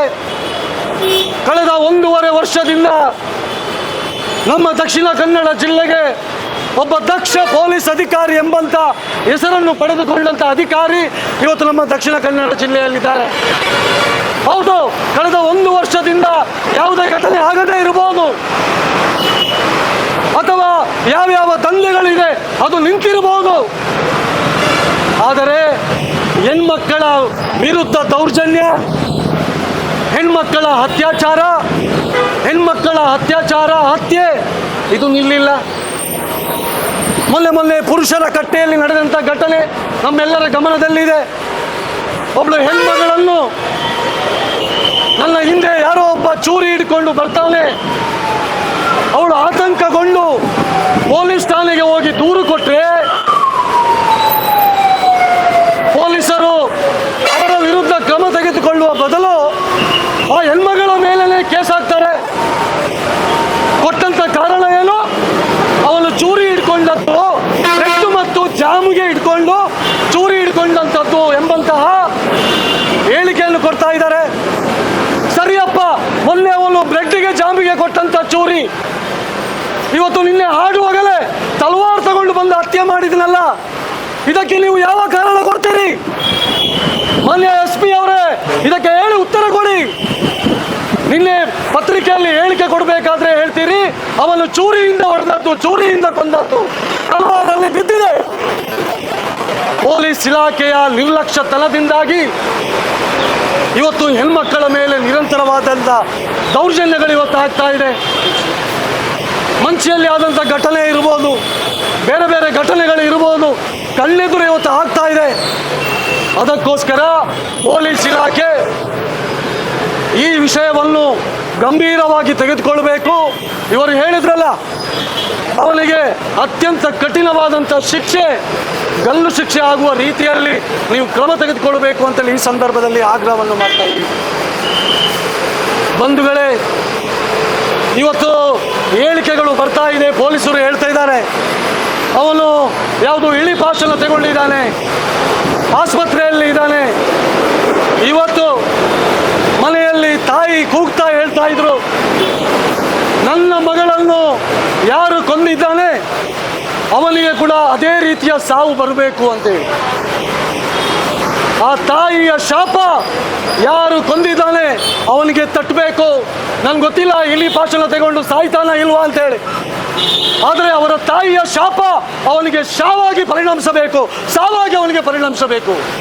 ಅವನಿಗೆ ಬದುಕುವಂಥ ಯೋಗ್ಯತೆ ಯಾವುದೂ ಈ ಸಮಾಜದಲ್ಲಿ ಇಲ್ಲ. ಆರೋಪಿ ಇದ್ದಾನೆ, ದುಷ್ಕರ್ಮಿ ಇದ್ದಾನೆ, ಚೇತನ್ ಇವತ್ತು ಮಾಡಿದ್ದಾನೆ, ಅವನಿಗೆ ಶಿಕ್ಷೆ ಆಗಬೇಕೆಂಬಂತಹ ಒಂದು ಆಗ್ರಹವನ್ನು ಈ ಸಂದರ್ಭದಲ್ಲಿ ಮಾಡಲಿಕ್ಕೆ ಇಚ್ಛೆ ಪಡ್ತೀನಿ. ಬಂಧುಗಳೇ, ಇವತ್ತು ನಿನ್ನೆ ಘಟನೆ ನಡೆದ ತಕ್ಷಣ ಬಂದಂತಹ ಸಾಮಾಜಿಕ ಜಾಲತಾಣದಲ್ಲಿ ಬಂದಂಥ ಹೇಳಿಕೆ ಯಾವುದು, ಪೋಸ್ಟ್ಗಳು ಯಾವುದು? ಚೇತನ್ ಅವನು ಬಜರಂಗ ದಳದ ಕಾರ್ಯಕರ್ತ, ಅವನು ಬಜರಂಗ ದಳದ ನಾಯಕ ಎಂಬಂಥ ಹೇಳಿಕೆಗಳನ್ನು ಕೊಟ್ಟು ಅವನ ಕುತ್ತಿಗೆಗೆ ಒಂದು ಬಜರಂಗ ದಳದ ಶಾಲನ್ನು ಹಾಕಿ ಎಡಿಟ್ ಮಾಡಿ ಸಂಘಟನೆ ಹೆಸರನ್ನು ಕೆಡಿಸುವಂಥ ಪ್ರಯತ್ನ ಮಾಡಿದರು. ಈ ಘಟನೆಯನ್ನು ತಿರುಚಿಸಿ ಅವನ ಇದಕ್ಕೆ ಹಣೆಗೆ ತಿಲಕವನ್ನು ಹಾಕಿ ಇದರ ಹಿಂದೆ ಟ್ರೈನಿಂಗ್ ಕೊಟ್ಟಿದ್ದಾರೆ ಎಂಬಂಥ ರೀತಿಯಲ್ಲಿ ಬಿಂಬಿಸುವಾದಂಥ ಕಾರ್ಯವನ್ನು ಸಾಮಾಜಿಕ ಜಾಲತಾಣದಲ್ಲಿ ಮಾಡ್ತಾ ಇದ್ದಾರೆ. ಅದರಲ್ಲಿ ಆಶ್ಚರ್ಯವೇನಿಲ್ಲ. ಕೆಲವೊಂದು ಪಾಕಿಸ್ತಾನಕ್ಕೆ ಹುಟ್ಟಿದಂಥವ್ರು ಇದ್ದಾರೆ ನಮ್ಮ ದೇಶದಲ್ಲಿ. ಅವರು ಈ ರೀತಿ ಪ್ರತಿ ಸಲ ಫೇಸ್ಬುಕ್ಕಲ್ಲಿ, ಸೋಷಿಯಲ್ ಮೀಡಿಯಾದಲ್ಲಿ, ಪತ್ರಿಕೆಗಳಲ್ಲಿ ಹೇಳುವುದು ಸಹಜ. ಆದರೆ ಬಹಳ ನೋವಾದದ್ದು ಪುತ್ತೂರಿನ ಒಬ್ಬ ಹೆಣ್ಮಗಳು, ಒಬ್ಬಳು ತಾಯಿ ಶೈಲಜಾ ಅಮರ್ನಾಥ್ ಹೇಳಿಕೆ ನಾಚಿಕೆ ಆಗುತ್ತೆ. ಆ ಹೆಂಗಸಿನ ಹೆಸರು ಯಾವ ರೀತಿ ಅವಳು ಅದನ್ನು ಸಂಭ್ರಮಿಸಿದ್ರು, ಆ ಸಾವನ್ನು ಯಾವ ರೀತಿ ಬಿಂಬಿಸಿದ್ರು ಅವರು ಸಾಮಾಜಿಕ ಜಾಲತಾಣದಲ್ಲಿ. ಇದನ್ನು ಕೊಲೆ ಮಾಡಿದಂಥವನು ಹಿಂದೂ ಯುವಕ ಚೇತನ್, ಬಜರಂಗ ದಳದ ನಾಯಕ. ಯಾವ ರೀತಿ ಸಂಭ್ರಮಿಸ್ತಾ ಇದ್ದಾರೆ. ನಾಚಿಕೆ ಆಗಬೇಕು, ನಿಮಗೆ ನಾಚಿಕೆ ಆಗಬೇಕು. ಆ ಸಾವನ್ನು ಖಂಡಿಸಿ ಅವನಿಗೆ ಶಿಕ್ಷೆ ಆಗಬೇಕೆಂಬುದು ಆಗ್ರಹವನ್ನು ಮಾಡುವುದರ ಬದಲು ಬಜರಂಗ ದಳದವರು ಮಾಡಿದ್ದಾರೆ ಎಂಬಂತ ಸಂತೋಷವನ್ನು ನೀವು ವ್ಯಕ್ತಪಡಿಸ್ತಾ ಇದ್ದೀರಲ್ಲ, ನಿಮಗೆ ಕ್ಷಮೆ ಇಲ್ಲ. ಅದಕ್ಕೋಸ್ಕರ ಯಾರು ಆ ಶೈಲಜಾ ಅಮರ್ನಾಥ್ ಅವರಿದ್ದಾರೆ, ನೀವು ಮೊದಲು ಆ ಮನೆಯವರ ಕುಟುಂಬದವರ ಹತ್ರ ಕ್ಷಮೆ ಕೇಳಬೇಕು, ಕುಟುಂಬದವರ ಹತ್ರ ಕ್ಷಮೆ ಕೇಳಬೇಕು. ಇಡೀ ಕರಾವಳಿ ಜಿಲ್ಲೆಯ ಹೆಣ್ಮಕ್ಕಳ ನೀವು ಕ್ಷಮೆಯನ್ನು ಕೇಳಬೇಕು. ಆ ಹೆಣ್ಮಗಳಿಗೆ ನೀನು ಅವಮಾನ ಮಾಡಿದಿರಿ. ಅದನ್ನು ಖಂಡಿಸುವುದರ ಬದಲು ಅದನ್ನು ಸಂಭ್ರಮಪಡಿಸಿದ್ರಲ್ಲ, ಇದು ನಿಮಗೆ ಶೋಭೆ ತರುವಂಥದ್ದಲ್ಲ. ನಾನು ಮಾನ್ಯ ಗೃಹ ಮಂತ್ರಿಗಳಿಗೆ ಹೇಳಿಕೆ ಇಚ್ಛೆ ಪಡ್ತೀನಿ. ಪ್ರತಿ ಸಲ RSS, ಬಜರಂಗ ದಳ, ಮತ್ತೊಂದು ಹೇಳ್ತೀರಲ್ಲ ನೀವು. 24 ಗಂಟೆ ಆಯಿತು ಈ ಘಟನೆಯಾಗಿ, ಒಂದು ಹೇಳಿಕೆಯನ್ನು ಕೊಟ್ಟಿಲ್ಲ, ಒಂದು ಖಂಡನೆಯನ್ನು ಕೊಟ್ಟಿಲ್ಲ. ಅದರ ಬದಲು ಇವತ್ತು ನಿಮ್ಮದೇ ಕಾಂಗ್ರೆಸ್ಸಿನ ಕಾರ್ಯಕರ್ತೆ, ನಿಮಗೆ ಓಟ್ ಹಾಕುವಂತಹ ನಿಮ್ಮ ಬ್ರದರ್ಸ್ ಇದ್ದಾರಲ್ಲ, ಅವರು ಈ ರೀತಿ ಸಾಮಾಜಿಕ ಜಾಲತಾಣದಲ್ಲಿ ಹೇಳಿಕೆ ಕೊಟ್ಟರು. ನೀವು ಕರಾವಳಿಯಲ್ಲಿ ಕೋಮು ಸಂಘರ್ಷಕ್ಕೆ ಅವಕಾಶ ಇಲ್ಲ ಎಂಬ ಹೇಳಿಕೆಯನ್ನು ಕೊಟ್ಟಿಲ್ಲ. ಅವರ ವಿರುದ್ಧ ಕ್ರಮ ತೆಗೆದುಕೊಳ್ಳುವಂತ ಹೇಳಿಕೆಯನ್ನು ಕೊಟ್ಟಿಲ್ಲ. ನೀವು ಮಾಡುತ್ತಿರುವುದು ಸರಿಯಾ ಅಂತೇಳಿ ಮಾನ್ಯ ಗೃಹ ಮಂತ್ರಿಗಳು ಇವತ್ತು ಯೋಚನೆ ಮಾಡಬೇಕಾಗಿದೆ. ಅದಕ್ಕೋಸ್ಕರ ಈ ಸಭೆಯ ಮುಖಾಂತರ ಯಾರ್ಯಾರು ಸಾಮಾಜಿಕ ಜಾಲತಾಣದಲ್ಲಿ ಈ ರೀತಿಯ ಹೇಳಿಕೆಗಳನ್ನು, ಬರಹಗಳನ್ನು, ಪೋಸ್ಟ್ಗಳನ್ನು ಹಾಕ್ತಾ ಇದ್ದಾರೆ, ಅವರ ವಿರುದ್ಧ ಕ್ರಮವನ್ನು ತೆಗೆದುಕೊಳ್ಳಬೇಕು. ಈಗಾಗಲೇ ನಾವು ದೂರನ್ನು ಕೊಟ್ಟಿದ್ದೇವೆ, ಒಂದಷ್ಟು ಕೇಸುಗಳನ್ನು ಮಾಡಿದ್ದೀರಿ ತಾವು, ಇನ್ನೂ ಅವರ ಬಂಧನ ಆಗಿಲ್ಲ. ತಕ್ಷಣ ಅವರ ಬಂಧನ ಆಗಬೇಕು. ಇಲ್ಲದಿದ್ದಲ್ಲಿ ಮುಂದಿನ ದಿವಸ ನಾವು ಎಲ್ಲ ಇಡೀ ಸಂಘಟನೆ ಸೇರಿಕೊಂಡು ರಸ್ತೆಗೆ ಇಳಿಬೇಕಾಗುತ್ತದೆ ಎಂಬ ಎಚ್ಚರಿಕೆಯನ್ನು ಕೊಡುತ್ತಾ, ಬಂಧುಗಳೇ, ನಾವೆಲ್ಲರೂ ಸೇರಿ ಯೋಚನೆ ಮಾಡಬೇಕಾದಂಥ ಅವಶ್ಯಕತೆ ಇದೆ. ಇವತ್ತು ರಾಜ್ಯದಲ್ಲಿ ಮಹಿಳಾ ಸುರಕ್ಷತೆಯಲ್ಲಿಲ್ಲ. ಕರ್ನಾಟಕದ ರಾಜ್ಯ ಸರ್ಕಾರದಿಂದ ಇದನ್ನು ಮಾಡಲಿಕ್ಕೆ ಸಾಧ್ಯ ಇಲ್ಲ. ಅದಕ್ಕೋಸ್ಕರ ಇವತ್ತು ವಿಶ್ವ ಹಿಂದೂ ಪರಿಷತ್ ಯೋಚನೆ ಮಾಡ್ತಾ ಇದೆ. ಈ ತಾಯಂದಿರ ರಕ್ಷಣೆಗೋಸ್ಕರ, ತಾಯಂದಿರ ಸುರಕ್ಷತೆಗೋಸ್ಕರ, ಮಹಿಳೆಯರ ಸುರಕ್ಷತೆಗೋಸ್ಕರ ಮುಂದಿನ ದಿವಸಗಳಲ್ಲಿ ಒಂದು ವುಮೆನ್ಸ್ ಹೆಲ್ಪ್ಲೈನ್, ಮಹಿಳಾ ಹೆಲ್ಪ್ಲೈನ್ ಅನ್ನು ನಾವು ಸದ್ಯವೇ ಇವತ್ತು ನಾವು ಪ್ರಾರಂಭ ಮಾಡಲಿಕ್ಕಿದ್ದೇವೆ. ಇಡೀ ಕರ್ನಾಟಕದಲ್ಲಿ ಯಾರ್ಯಾರಿಗೆ ತೊಂದರೆಗಳಾಗುತ್ತೆ, ಯಾರ್ಯಾರಿಗೆ ದೌರ್ಜನ್ಯಗಳು ಒಳಗೊಳ್ತಾರೆ, ಅವರೆಲ್ಲರೂ ಆ ಹೆಲ್ಪ್ಲೈನ್ನ ಮುಖಾಂತರ ಇವತ್ತು ನಮಗೆ ಮಾಹಿತಿಯನ್ನು ಕೊಡುವಂತ ಆಗ್ತದೆ. ಅದರ ವಿರುದ್ಧ ನಾವು ಕೆಲಸ ಮಾಡಿಕೊಂಡು ಆ ತಾಯಂದಿರಿಗೆ ನ್ಯಾಯವನ್ನು ಕೊಡುವಂಥ ಕೆಲಸವನ್ನು ಆದಷ್ಟು ಬೇಗ ವಿಶ್ವ ಹಿಂದೂ ಪರಿಷತ್ನ ಮುಖಾಂತರ ಇವತ್ತು ಮಾಡಬೇಕಾಗಿದೆ. ಅದರ ಜೊತೆಗೆ ನಾನು ಇಡೀ ನಾಗರಿಕ ಸಮಾಜದ ಹತ್ರ ವಿನಂತಿಯನ್ನು ಮಾಡ್ತಾ ಇದ್ದೀನಿ. ಇದು ಒಂದು ಘಟನೆ ಅಲ್ಲ, ಇದೊಂದು ಕೊಲೆ ಅಲ್ಲ. ಬದಲಾಗಿ ಜಗತ್ತಿಗೆ ನಾವು ತಾಯಿ ಪ್ರಧಾನವಾದಂಥ ದೇಶವಾದಂಥ ಭಾರತದಲ್ಲಿ ಇವತ್ತು ಒಬ್ಬಳು ಹೆಣ್ಮಗಳಿಗೆ ಅನ್ಯಾಯ ಆಗಿದೆ. ಕರಾವಳಿ ಅಂದರೆ ಇಲ್ಲಿಯ ಸಂಸ್ಕೃತಿ, ಪರಂಪರೆ, ಸಂಪ್ರದಾಯ, ಇಲ್ಲಿಯ ಕೌಟುಂಬಿಕ ಪದ್ಧತಿಗಳು ಬಹಳ ವಿಶೇಷವಾದಂಥ, ಶ್ರೀ ಪ್ರಧಾನವಾದಂಥ ಊರು ನಮ್ಮದು. ಇಂಥ ಊರಲ್ಲಿ ಇವತ್ತು ಒಬ್ಬಳು ಹೆಣ್ಮಗಳ ಹತ್ಯೆಯಾಗಿದೆ. ಅದಕ್ಕೋಸ್ಕರ ಮುಂದಿನ ದಿವಸಗಳಲ್ಲಿ ನಾವು ಯೋಚನೆ ಮಾಡಬೇಕು. ಎಲ್ಲ ಗ್ರಾಮಗಳಲ್ಲಿ ಧರ್ಮ ಶಿಕ್ಷಣ, ಬಾಲ ಸಂಸ್ಕಾರ ಕೇಂದ್ರಗಳನ್ನು ಇವತ್ತು ಪ್ರಾರಂಭ ಮಾಡಬೇಕಾಗಿದೆ. ನಮ್ಮ ಹೆಣ್ಮಕ್ಕಳಿಗೆ ಸ್ಥೈರ್ಯವನ್ನು ಕೊಡಬೇಕಾಗಿದೆ. ಮುಂದಿನ ದಿವಸಗಳಲ್ಲಿ ಈ ಎಲ್ಲವನ್ನು ಯೋಚನೆ ಮಾಡಿಕೊಂಡು ಇಡೀ ಜಿಲ್ಲೆಯಲ್ಲಿ ಅಥವಾ ಇಡೀ ನಮ್ಮ ಕರಾವಳಿ ಭಾಗದಲ್ಲಿ ಮಹಿಳೆಯರ ಸುರಕ್ಷತೆಯ ಬಗ್ಗೆ ನಾವು ಗಂಭೀರವಾಗಿ ತೆಗೆದುಕೊಂಡು ಕೆಲಸ ಕಾರ್ಯಗಳನ್ನು ಮಾಡೋಣ ಅಂತೇಳಿ ಹೇಳಿ ನನ್ನ ಮಾತಿಗೆ ವಿರಾಮವನ್ನು ಹೇಳ್ತೀನಿ. ಉಗ್ರವಾದಂತಹ ಸ್ವರೂಪದಲ್ಲಿ ಈ ಘಟನೆಯನ್ನು ನಾವು ಹಿಂದೂ ಜಾಗರಣ ವೇದಿಕೆ, ವಿಶ್ವ ಹಿಂದೂ ಪರಿಷತ್, ಬಜರಂಗ ದಳ, ನಾವು ಇಲ್ಲಿ ಸೇರಿರುವಂಥ ಎಲ್ಲ ಸಾರ್ವಜನಿಕ ಬಂಧುಗಳು ಖಂಡನೆಯನ್ನು ಮಾಡ್ತೇವೆ. ಇವತ್ತು ಬೆಳಿಗ್ಗೆ ಪ್ರತಿಭಟನೆ ಘೋಷಣೆ ಆದಂಥ ಸಂದರ್ಭದಲ್ಲಿ ನಾವೊಂದು ಪೋಸ್ಟರನ್ನು ಹಾಕಿದಾಗ ನನಗೆ ಇಲಾಖೆಯಿಂದ ಒಂದೆರಡು ಫೋನ್ ಬಂತು. ದಾಯಮಾರೆ ಪ್ರತಿಭಟನೆ ದಾಗವಿದ್ದ ವಿಷಯ ಅಂತೇಳಿ ಕೇಳಿದರು. ಇಲಾಖೆಯವರಿಗೂ ಕೂಡ ಇರುವಂಥದ್ದು, ನಾವು ಪ್ರತಿಭಟನೆ ಮಾಡುವಂಥದ್ದು ಕೇವಲ ಇಲಾಖೆಗೆ ಬೈಲಿಕ್ಕೆ, ಪೊಲೀಸ್ಲಿಕ್ಕೆ ಬೈಲಿಕ್ಕೆ, ಅಥವಾ ಯಾವುದೋ ಒಂದು ಜಾತಿಗೆ ಬೈಲಿಕ್ಕೆ, ಯಾರಿಗೋ ಒಂದು ಗಲಭೆಯನ್ನು ಎಬ್ಬಿಸಲಿಕ್ಕೆ ಎನ್ನುವಂಥ ಒಂದು ಇದಿದೆ. ಯಾಕೆಂತ ಕೇಳಿದ್ರೆ ಪ್ರತಿಭಟನೆ ಆ ರೀತಿ ಅಂತೇಳಿ. ನಾನು ಯಾಕೆ ಈ ಮಾತನ್ನು ಉಲ್ಲೇಖ ಮಾಡ್ತೇನೆ ಅಂತ ಕೇಳಿದ್ರೆ, ನಿನ್ನೆ ಒಂದು ಘಟನೆಯನ್ನು ಉಲ್ಲೇಖ ಮಾಡ್ತೇನೆ. ನಿನ್ನೆ ಘಟನೆ ಆದ ನಂತರ SDPIಯ ಒಬ್ಬ ಮುಖಂಡ ಬಂದು ಅಲ್ಲಿ ಬಂದಿದ್ದರು. ಅವರು ಪ್ರೆಸ್ ಮೀಟನ್ನು, ಇದು ಪತ್ರಿಕಾ ಹೇಳಿಕೆಯನ್ನು ಕೊಟ್ಟರು. ನಾನು ಯಾವುದೇ ಗೊಂದಲ ಅಥವಾ ಒಂದು ವರ್ಗದ ಪರ ಹೇಳಿಕೆಯನ್ನು ಕೊಡ್ತಾ ಇಲ್ಲ. ಇದೇ ರೀತಿಯ ಘಟನೆ ಮೊನ್ನೆ ಮಂಚಿಯಲ್ಲಿ ಆಯಿತು. ಒಂದು ಮುಸಲ್ಮಾನ ಸಮಾಜದ ಅಪ್ರಾಪ್ತ ಬಾಲಕಿಯ ಮೇಲೆ ಒಬ್ಬ ಮತಾಂಧ, ಅವರದೇ ಜಾತಿಯ ಒಬ್ಬ ಮತಾಂಧ ಚೂರಿ ಇರಿತವನ್ನು ಮಾಡಿದ. ಈಗಲೂ ಕೂಡ ಜೀವನ್ಮರಣದ ಹೋರಾಟದಲ್ಲಿ ಆಸ್ಪತ್ರೆಯಲ್ಲಿ ಆ ಹುಡುಗಿದ್ದಾಳೆ. ಯಾವುದೇ ಒಬ್ಬ SDPIಯ ಮುಖಂಡ ಬಾಯನ್ನೆತ್ತಿಲ್ಲ. ನಿನ್ನೆ ಬಂದು ಇಲ್ಲಿ ಅವರಿಗೆ ಅವರಿಗೆ ಗುಂಡು ಹೊಡಿಬೇಕು, ಅವರಿಗೆ ಅದು ಮಾಡಬೇಕು ಅಂತ ಹೇಳ್ತಾರೆ. ನಾನು ಈ ಸಂದರ್ಭದಲ್ಲಿ ಆಗ್ರಹ ಮಾಡ್ತೇನೆ, ಸುರುವಿಗೆ ಅಲ್ಲಿ ಆ ಮಂಚಿಯಲ್ಲಿ ನಿನ್ನೆ ಮೊನ್ನೆ ಹತ್ಯೆ ಮಾಡಿದಂಥ ಒಬ್ಬ ಮತಾಂಧ ಇದ್ದಾನಲ್ಲ, ಅವನಿಗೆ ಫಸ್ಟಿಗೆ ಗುಂಡು ಹೊಡೆದು ಅವನನ್ನು ಫಸ್ಟಿಗೆ ಸಾಯಿಸಿ. ಇಲಾಖೆಗೆ ಆಗ್ರಹವನ್ನು ಮಾಡ್ತಾ ಇದ್ದೇನೆ, ಅವನನ್ನು ಫಸ್ಟಿಗೆ ಎನ್ಕೌಂಟರ್ ಮಾಡಿ. ಆಗ ಎಲ್ರಿಗೂ ಬುದ್ಧಿ ಬರ್ತದೆ. ಯಾಕಂದರೆ ಎಲ್ಲ ಸಮಾಜದವರು ಹೆಣ್ಣು ಮಕ್ಕಳೇ, ಎಲ್ಲ ಜಾತಿಯಲ್ಲಿರುವಂಥವ್ರು ಹೆಣ್ಣು ಮಕ್ಕಳೇ. ಅದಕ್ಕೋಸ್ಕರ ಮಂಚಿಯ ಘಟನೆಯನ್ನು ಕೂಡ ನಾವು ಈ ಸಂದರ್ಭದಲ್ಲಿ ನಾವು ಖಂಡಿಸ್ತಾ ಇದ್ದೇವೆ. ಅವರ ಪರವಾಗಿ ನಾವು ಮಾತಾಡ್ತೇವೆ. 40 ಬಾರಿ ಚೂರಿಯಿಂದ ಚುಚ್ಚಿ ಕೊಲೆ ಮಾಡಿದಂಥ ಸೌಮ್ಯ ಭಟ್ನ ಘಟನೆ ನಾವು ಮರ್ತಿಲ್ಲ. ಅಂದರೆ ಎಲ್ಲ ಸಂದರ್ಭದಲ್ಲಿಯೂ ಹೆಣ್ಣು ಮಕ್ಕಳನ್ನು ಟಾರ್ಗೆಟ್ ಮಾಡಿಕೊಂಡು ಅತ್ಯಾಚಾರ ಮಾಡುವಂಥದ್ದು, ಬೇರೆ ಬೇರೆ ರೀತಿಯಲ್ಲಿ ಅವರ ವಿಡಿಯೋ ಚಿತ್ರೀಕರಣ ಮಾಡುವಂಥದ್ದು, ಅವರಿಗೆ ಅಮಲು ಪದಾರ್ಥವನ್ನು ಕೊಟ್ಟು ಎಲ್ಲಿ ಹಾಕೊಂಡು ಅತ್ಯಾಚಾರ ಮಾಡಿ ಅನ್ಯಾಯ ಮಾಡಿ ಬಿಸಾಕುವಂಥ ಘಟನೆ ನಡೀತಾ ಇದೆ. ನೋಡಿ, ಯೋಚನೆ ಮಾಡಿ, ಮನೆಯಿಂದ ಇನ್ನು ಮುಂದಕ್ಕೆ ಯಾವ ರೀತಿ ಒಂದು ಸಣ್ಣ ಹುಡುಗಿಯನ್ನು ಶಾಲೆಗೆ ಕಲಿಸಬಹುದು ಅಥವಾ ಕೆಲಸಕ್ಕೆ ಕಲಿಸಲಿಕ್ಕೆ ಸಾಧ್ಯ ಇದೆಯಾ? ಕೆಲಸಕ್ಕೆ ಹೋದಂಥ ಹುಡುಗಿ ರೋಡ್ ಬದಿಯಲ್ಲಿ ಎಲ್ಲ ಪೊದೆಯಲ್ಲಿ ಹೋಗಿ ಹೆಣವಾಗಿ ಬೀಳ್ತಾಳೆ. ಶಾಲೆಗೆ ಹೋದಂಥ ಹುಡುಗಿಯ ಮೇಲೆ ಅತ್ಯಾಚಾರ ಮಾಡ್ತಾರೆ, ಚೂರಿ ಇರ್ತ ಮಾಡ್ತಾರೆ. ಪುರುಷರ ಘಟನೆ ಆಯ್ತು, ಇಲ್ಲಿ ಉಲ್ಲೇಖ ಮಾಡಿದ್ರು. ಬಂಧುಗಳೆಂದು ಯೋಚನೆ ಮಾಡ್ತಾನೆ, ನರಸಿಂಹ ಒಂದು ಸಣ್ಣ ಚೂರಿಯನ್ನು ಇಟ್ಕೊಂಡು ಅಥವಾ ಇಟ್ಕೊಂಡು ಹೋದ್ರೆ ಅದೇನಾಗ್ತದೆ? ನನ್ನನ್ನು ಅರೆಸ್ಟ್ ಮಾಡಿ ತಗೊಂಡು ಹೋಗಿ ಅದು ಕೋಮು ಪ್ರಚೋದನೆ ಆಗ್ತಾನೆ. ಅವ ಚೂರಿ ಹಿಡ್ಕೊಂಡು ಮಾರಕಾಸ್ತ್ರ ಕಾಯ್ದೆಯಲ್ಲಿ ನನ್ನನ್ನು ಒಳಗೆ ಹಾಕ್ತಾರೆ. ಪುರುಷರ ಕಟ್ಟೆಯಲ್ಲಿ ಏನು ಮಾಡಿದ್ರು? ಅದು ಬ್ರೆಡ್ ಜಾಮ್. ನೋಡಿ, ಅಲ್ಲಿ ಒಬ್ಬ MLA ಇದ್ದಾರೆ, ಅವರು ಹೋಗಿ ಅಲ್ಲಿ ಅಂಗಡಿಯಲ್ಲಿ ಎಂಥದ್ದು ಸರ್ಚ್ ಇದು ಮಾಡುವಂಥದ್ದು, ಹೋಗಿ ಕೇಳಿ ಯೋಚನೆ ಮಾಡಿ. ಅವರಿಗೆ MLA ಅವರಿಗೆ ಇರೋದಕ್ಕನ್ನು ಯಾರೇ ಆಗಲಿ ಒತ್ತು ಒಳಗೆ ಹಾಕಿ ಚೂರಿ ಹಿಡ್ಕೊಂಡು ಹೋಗ್ತಾರೆ, ಕಾಣ್ತಾ ಇದೆ. ಏನು ಮಾಡ್ತಾರೆ ಅದು ಬೇರೆ ವಿಷಯ. ಅವನ ಕೈಯಲ್ಲಿ ಚೂರಿ ಇದೆ, ಅವನನ್ನು ಒದ್ದು ಒಳಗೆ ಹಾಕಬೇಕಿತ್ತು. ಅದಕ್ಕೆ ಬೇರೆ ರೀತಿಯ ಒಂದು ಘಟನೆಯನ್ನು ಕೊಡ್ತಾ ಇದ್ದಾರೆ. ಮಂಚಿಯ ಘಟನೆ ವಿಷಯವಿಲ್ಲ, ಮಂಚಿಯ ಘಟನೆ ಆಯ್ತಲ್ಲ, ಅವನನ್ನು ಎನ್ಕೌಂಟರ್ ಮಾಡಿ ಅಥವಾ ಎಲ್ಲಿಯಾದರೂ ಸಾರ್ವಜನಿಕವಾಗಿ ಒದ್ದು ತುಂಡು ಮಾಡಿ ಬಿಸಾಕಿ. ನಾನು ಹೇಳುವಂಥದ್ದು, ಇವಾಗ ಸಿಕ್ಕಿದಂಥ ಲಾವಣ್ಯನ ಹತ್ಯೆ ಮಾಡಿದಂಥ ಆರೋಪಿ ಆಸ್ಪತ್ರೆಯಲ್ಲಿ ಇಳಿಪಾಶನವನ್ನು ಸೇವಿಸಿ ಆಸ್ಪತ್ರೆಯಲ್ಲಿ ಇದ್ದಾನಂತ ಹೇಳ್ತಾ ಇದ್ದೇನೆ. ನಾನು ದಯವಿಟ್ಟು ಇಲಾಖೆ ಮತ್ತು ವೈದ್ಯರಿಗೆ ವಿನಂತಿಯನ್ನು ಮಾಡ್ತಾ ಇದ್ದೇನೆ, ಅವನಿಗೆ ಆ ಮತ್ತು ಬರುವಂಥ ಯಾವುದು ಇಂಜೆಕ್ಷನ್ ಇದೆಯಲ್ಲ ಅದನ್ನು ಕೊಟ್ಟು ಅಲ್ಲೇ ಸಾಯಿಸಿಬಿಡಿ. ಅವನನ್ನು ತಗೊಂಡೋಗಿ ಜೈಲಿಗೆ ಹಾಕಬೇಡಿ. ನಾವು ಯಾವ ಸಂದರ್ಭದಲ್ಲಿಯೂ ಹಿಂದೂ ಸಂಘಟನೆ ಅಥವಾ RSSನ ಪರಿವಾರ ಸಂಘಟನೆಗಳು ನಾವು ಯಾವುದೇ ಸಂದರ್ಭ ಅನ್ಯಾಯ ಆದರೆ ಖಂಡಿಸ್ತೇವೆ. ಈ ರಾಜ್ಯದಲ್ಲಿ ಒಬ್ಬರು ಗೃಹ ಮಂತ್ರಿ ಇದ್ದಾರೆ, ಕೇವಲ RSSನ ಬಗ್ಗೆ ಮಾತ್ರ ಮಾತಾಡ್ತಾರೆ.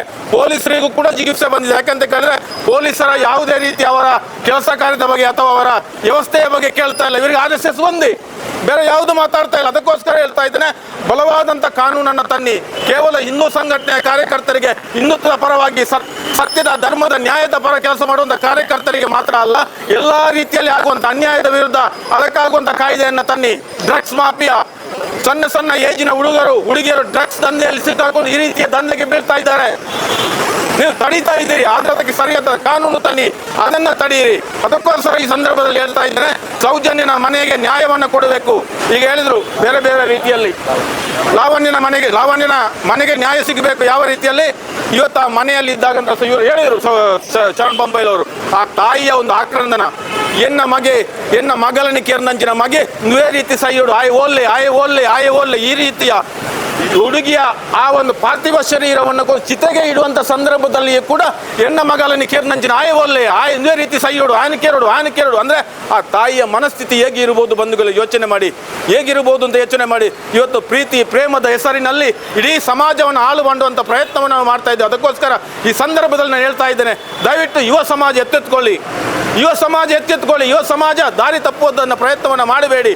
ಪ್ರೀತಿ ಪ್ರೇಮ ಇವತ್ತು ಬರ್ತದೆ, ಆದರೆ ಜೀವ ಹೋದ್ರೆ ಬರುವುದಿಲ್ಲ. ಅದಕ್ಕೋಸ್ಕರ ನೋಡಿ, ನಷ್ಟ ಆದದ್ದು ಎರಡು ಕೂಡ ಹಿಂದೂ ಸಮಾಜಕ್ಕೆ ಒಂದು ಹುಡುಗಿಯ ಅತ್ಯಂತ ಬದುಕು ವ್ಯರ್ಥವಾಗಿ ದಾರುಣ್ಯವಾಗಿ ಸಾವು ಆಯಿತು, ಇನ್ನೊಬ್ಬ ಜೀವಮಾನದ ಒಳಗಡೆ ಬರಲಿಕ್ಕಿದೆಯಾ? ಇದನ್ನು ನಾವು ಅರ್ಥ ಮಾಡಿಕೊಳ್ಬೇಕು. ಅದಕ್ಕೋಸ್ಕರ ಹೇಳ್ತಾ ಇದ್ದೇನೆ, ದಯವಿಟ್ಟು ಇನ್ನಾದರೂ ಹಿಂದೂ ಯುವ ಸಮಾಜ ದಯವಿಟ್ಟು ಇದರಿಂದ ಹೊರಗಡೆ ಬನ್ನಿ. ಪ್ರೀತಿ ಪ್ರೇಮ ಲವ್ ಅಥವಾ ಯಾವುದೇ ರೀತಿಯ ಪ್ರಣಯದಲ್ಲಿ ನೀವು ಹೋಗಿ, ಆದರೆ ದಯವಿಟ್ಟು ಸಾವಿನ ಕೊಲೆ ಮಾಡುವಂತಕ್ಕೆ ಹೋಗಬೇಡಿ ಅನ್ನುವಂಥ ಮಾತನ್ನು ಹೇಳ್ತಾ, ಆ ಲಾವಣ್ಯನ ಮನೆಗೆ ನ್ಯಾಯವನ್ನು ಸಿಗಬೇಕು. ನ್ಯಾಯ ಯಾವ ರೀತಿ ಸಿಗಬೇಕು ಅಂತ ಇವಾಗ ನಾವು ಉಲ್ಲೇಖವನ್ನು ಮಾಡಿದ್ದೇವೆ.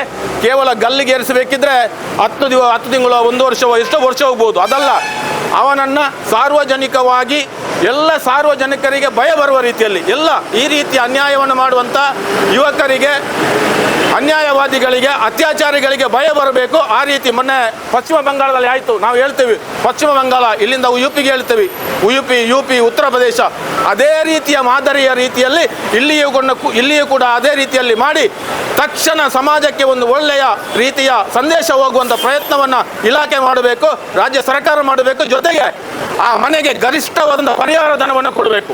ಗರಿಷ್ಠವಾದಂಥ ನೀವು ಬೇರೆ ಬೇರೆ ಸಂದರ್ಭದಲ್ಲಿ ಪರಿಹಾರ ಧನವನ್ನು ಕೊಡ್ತೀರಿ, ಎಲ್ಲೆಲ್ಲಿಗೆ ಹೋಗಿ ದನ ಕಡ್ದವನಿಗೆ ಯಾರ್ಯಾರಿಗೆ ಕೊಡ್ತೀರಿ. ಅದಕ್ಕೋಸ್ಕರ ಬಡ ಸಮಾಜ ಕೂಲಿ ಕೆಲಸವನ್ನು ಮಾಡಿಕೊಂಡು ಸಣ್ಣ ಕೃಷಿಯನ್ನು ಮಾಡಿಕೊಂಡು ಜೀವನ ಮಾಡ್ತಾ ಇದೆ. ಅದಕ್ಕೋಸ್ಕರ ಇವತ್ತಲ್ಲಿ ಸಚಿವರು ಕೂಡ ಬಂದಿದ್ದಾರೆ.